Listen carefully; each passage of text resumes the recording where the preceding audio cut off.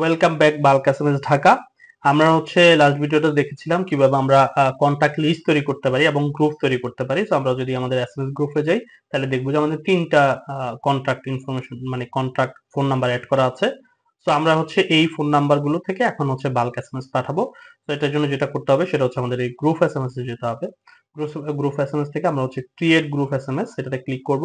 এখানে আবার আগের মতো আমরা হচ্ছে একটা ক্যাম্পেইনের নাম দিয়ে দিলাম, এটা দিলাম হচ্ছে testing.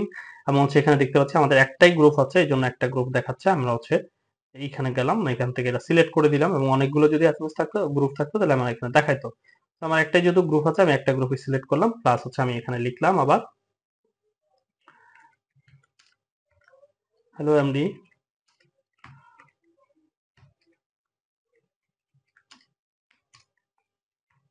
Bulk SMS Dhaka.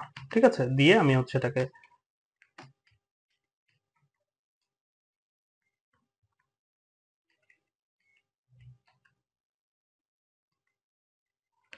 Dhaka, ঠিক আছে দিলাম। আমি হচ্ছে এটাতে দেওয়ার পরে আমি হচ্ছে জাস্ট সাবমিট দিয়ে দিব এবং যদি আমার আগের মতোই যদি আমার হচ্ছে শিডিউল দিতে চাই আমি শিডিউল দিতে পারবো।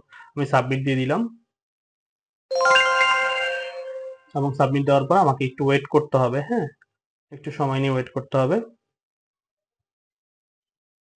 তো আমরা কিছুক্ষণ পর আগের মতোই দেখবো যে আমাদের এখানে অ্যাড হয়ে গেছে। এটা যেহেতু এখনো আমাদের এটা প্রসেস হয় না এই জন্য দেখাচ্ছে না। তো আমরা কিছুক্ষণ পরে দেখবো যে আমাদের আগের মতোই সেই ইনফরমেশন গুলো এখানে অ্যাড হয়ে গেছে এবং হচ্ছে আমাদের এটা কন্টিনিউয়াসলি সবকিছু আগের মতো হয়ে গেছে।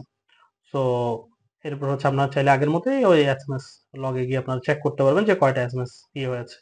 সো এটা এখন পর্যন্ত আপনার হচ্ছে ইয়াটা হয় নাই, কি বলে এটাকে, মানে আমাদের গ্রুপ এসএমএসটা এখনো ইয়ে হয় নাই। এটা একটু পরে হবে, একটু সময় লাগবে। সো এইভাবে করে আপনারা হচ্ছে বেসিক্যালি গ্রুপ এসএমএস পাঠাতে পারবেন।